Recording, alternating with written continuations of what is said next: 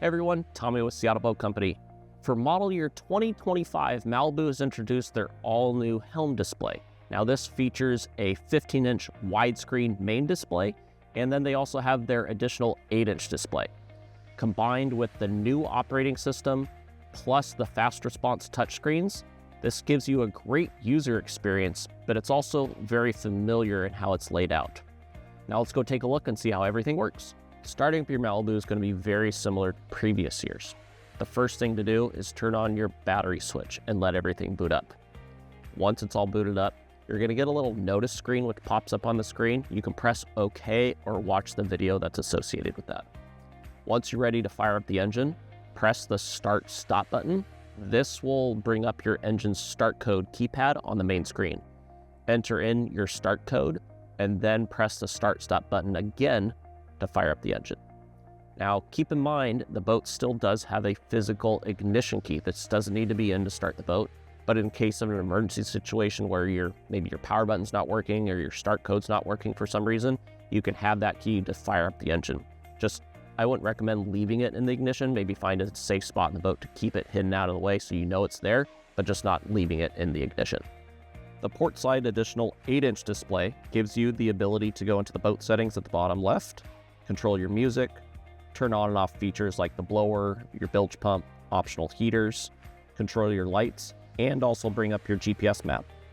In the black banner at the top of the screen, you'll have your clock, water temperature, air temperature, and also your compass heading. Going into the settings screen, press the little gear icon in the bottom left corner of the screen.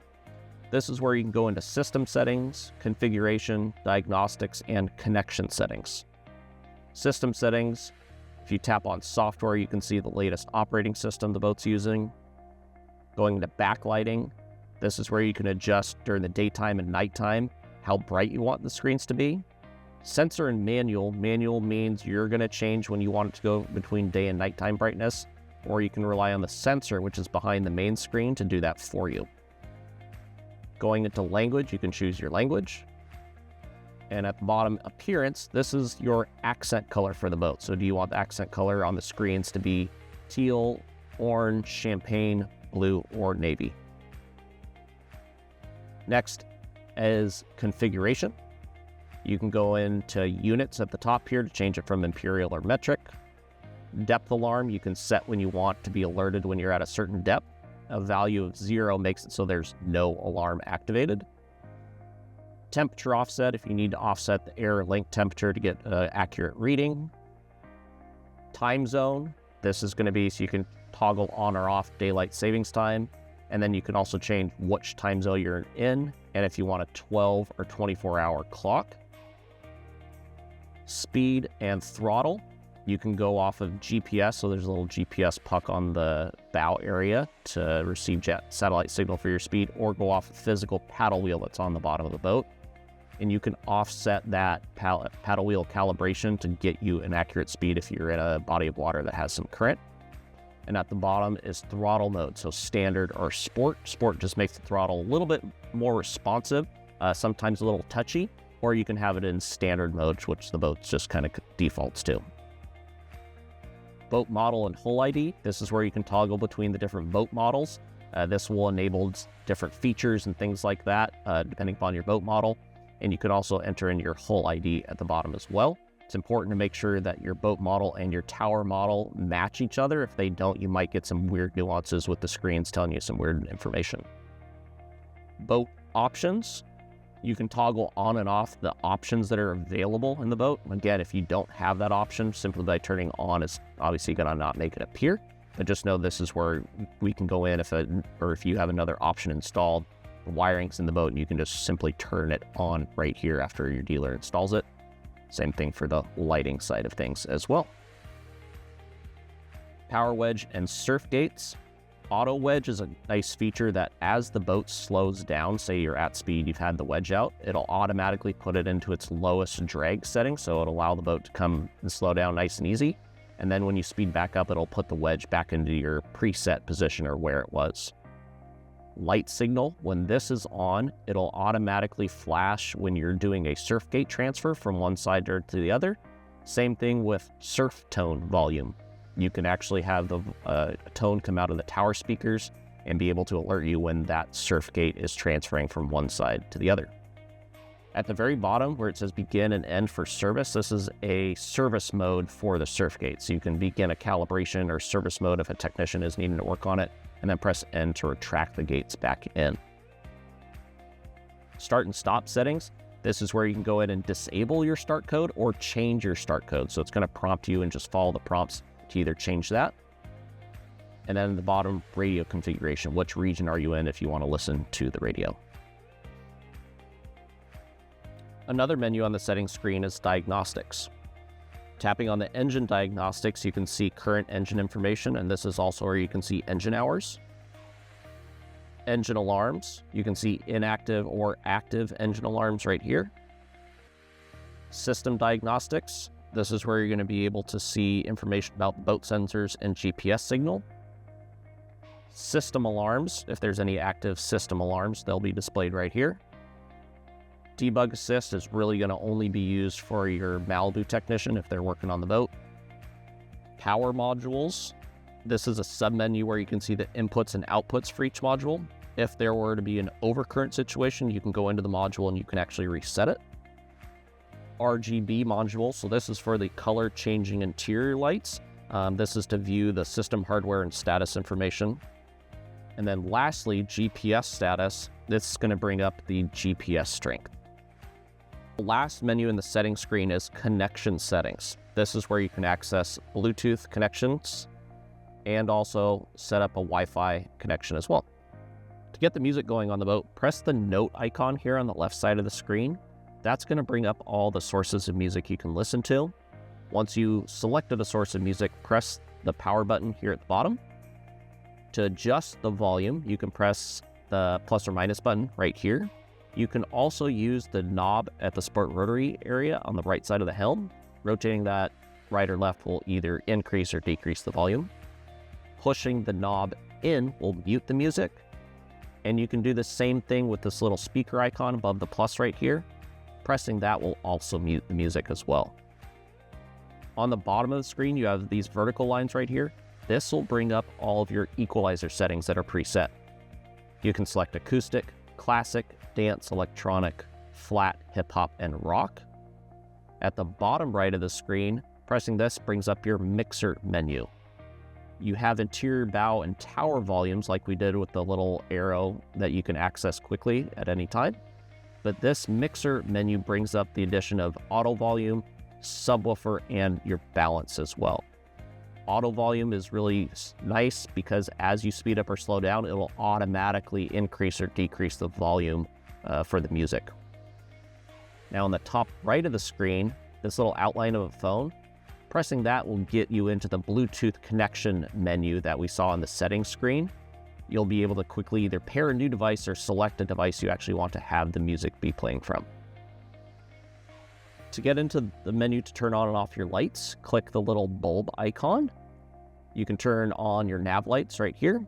Keep in mind when you hit nav, it'll automatically turn on your anchor light as well, but you do have individual control of that. Just know it automatically will come on at first.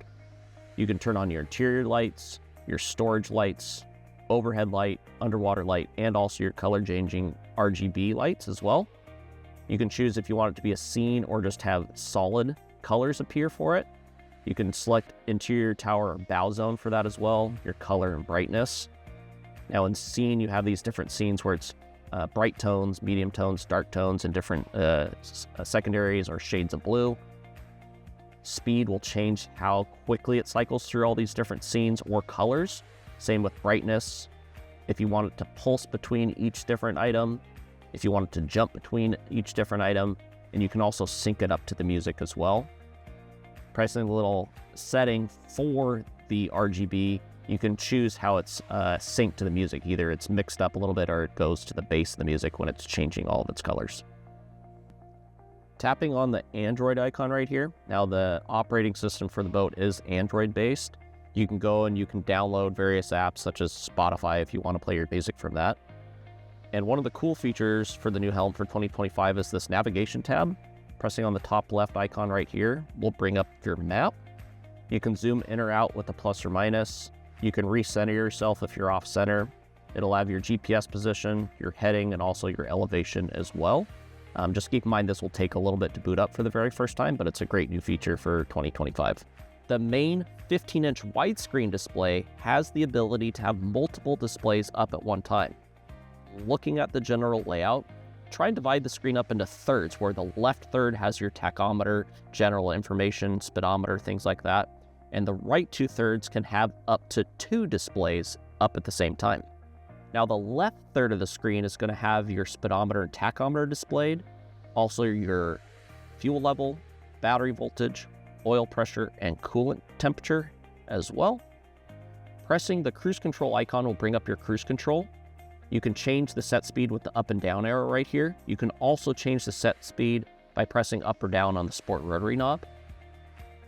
You can also press the keypad button right here to enter in what you want your set cruise control speed to be. In the top left is your depth indicator. Just to the right of that, if the boat is optioned with it, is your rudder indicator. The other 2/3 of the screen are selectable what you want to have up. From the right bar right over here, selecting the wave icon will bring up your surf gate wedge settings. Hitting the bar graph icon will bring up your ballast tank levels. And hitting the camera icon right here will bring up the camera. Of these 3 options right here, you can have 2 of them up at the screen at one time. If you don't have the camera option, only the wave icon and bar graph icon will be displayed right here. Whatever is highlighted blue, or whatever's highlighted right here, is what's going to be displayed in this right 2/3 of the screen. With the wave icon selected, it brings up your surf gate and your wedge settings. You can select left or right to surf on the left or right side of the boat.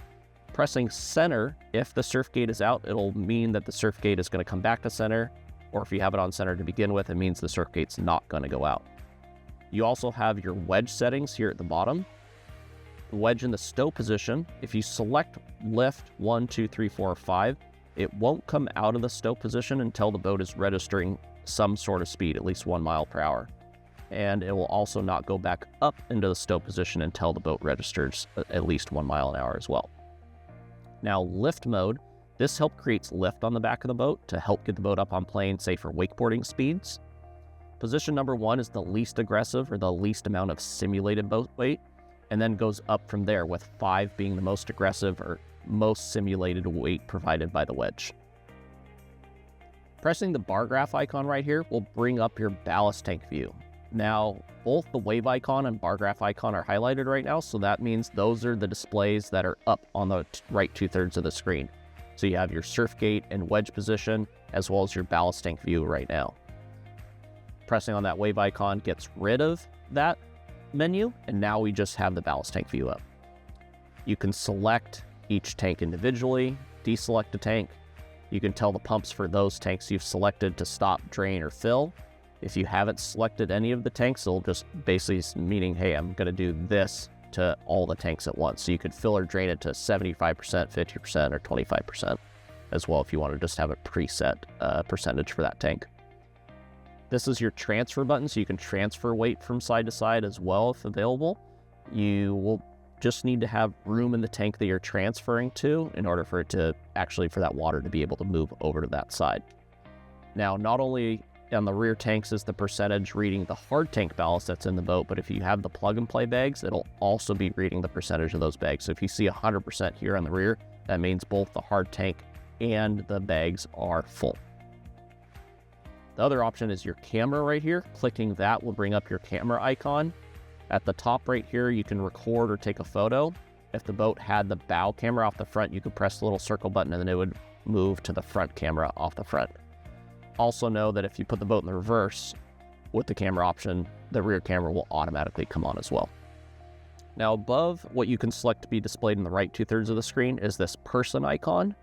Pressing that, this brings up your preset or rider profile menu.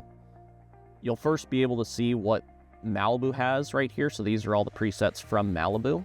If you want to add your own presets, you do need to go in and create a new profile. So go in and hit new profile. You can enter in your name, hit next. You can select an icon, a photo, or a color to be associated with your rider profile. Select that and hit next. From there, now you can see you've created this new profile. If you want to add presets, just press plus for new preset, select what profile you want to add it to, hit next. We can call this my surf preset. So hit surf, press next. What speed you want to go, hit next. For surfing, what side you want to surf on. So for me, from the left side, wedge position 3. Then I want to select how full I want each of my ballast tanks. So I can go here and just press 100%. That way, when I load the preset or activate it, it's going to fill everything. I can review what I've done so far. So I want my speed to be 11.5. I want to surf on the left side of the boat, power wedge at position number 3, and then what I want all my ballast levels to be. If I wanted to change one of these, I could simply go in and go, hey, actually I want wedge at position number 2 or whatever I want it to be. So I can just go in from that reviewing menu right here and change up what I wanted that to be. From there, hit save. And now I could hit activate if I wanted to activate it right away. But say, for example, you're getting going, you're like, hey, I want to get going. Press your person icon, and now for T, my presets right here, I can press surf and press activate, and now everything's going to be loaded onto the boat, and off I go. If I wanted to change something for my preset, I could just hit edit right here, and then it'll take me back in, and I could go into the edit screen and edit that preset just right there. Other things in this screen, you can clone a preset. So if you say, hey, this is a good starting point for my next thing, you could go in and I could clone that preset and just edit it from there. I could edit an existing preset right here, or I could delete if I press delete right here and select whatever I want to delete, or I could also delete a rider profile as well. First highlight, delete, and then press what you actually want to delete is kind of the keystroke actions that you'll need to do in order to do that. In the top right of the main display screen is your menu button. Tapping this will bring up 5 options to select. You have your file viewer, driver profiles, go home, docking mode, and day or nighttime. So this is your manual selection for screen brightness right here. Tapping on file viewer, this is going to give you access to your documents such as your owner's manual, just a digital version of it. You can access photos and videos, so your camera option, this is where those photos and videos would live. And also you have file transfer. You can look up kind of some information on page 50 of your owner's manual, how to go through that process and exactly what needs to be done. Going back to the menu, the wheel icon right here, this is driver profile. So when you create a new driver profile, go and name it what you want. You can select kind of what you want your background to be. So we saw in the settings menu how you could do that and change it up, but you could actually have it for each individual driver if you wanted to customize it that way. Pressing next, then you can go, oh, I just want one display to be up in the right 2/3 of the widescreen, or if I want to have 2 displays up in the right 2/3 of the widescreen. So you could say, hey, in my driver profile, I want to have my surf gate settings up or my ballast setting up like that. And so then this is what it would look like, basically having those 2 screens up. And now when I hit save, and I select my rider profile, then it's going to go to how I wanted it to look. The middle toggle with the little house right here, this is go home. So when I hit the go home button, it's going to stow the surf gates away. As I get up to speed a little bit, it'll stow the wedge away, and it'll also start dumping all the ballast out of the boat if it was loaded. And it'll also just get everything ready to head back onto the trailer, boat lift, or just go back to just boating around if, say, if you wanted a tube or something like that. You also have docking mode right here. Pressing this just changes the throttle mapping. It makes it so it's not quite as sensitive if you're docking, going in a marina or onto the trailer. You can also deactivate docking mode by bringing this back up and pressing that button one more time. And then the last option is your day and nighttime. So you can select your brightness just manually right there if you need to. Well, I hope you enjoyed the deep dive into Malibu's new command center. From the 8-inch touchscreen to the new 15-inch widescreen display, the new operating system is just nice and responsive, making it easy for you to go and make adjustments to your wake, pair up your new device, and turn up your tunes. From all of us at Seattle Boat, we'll see you on the water.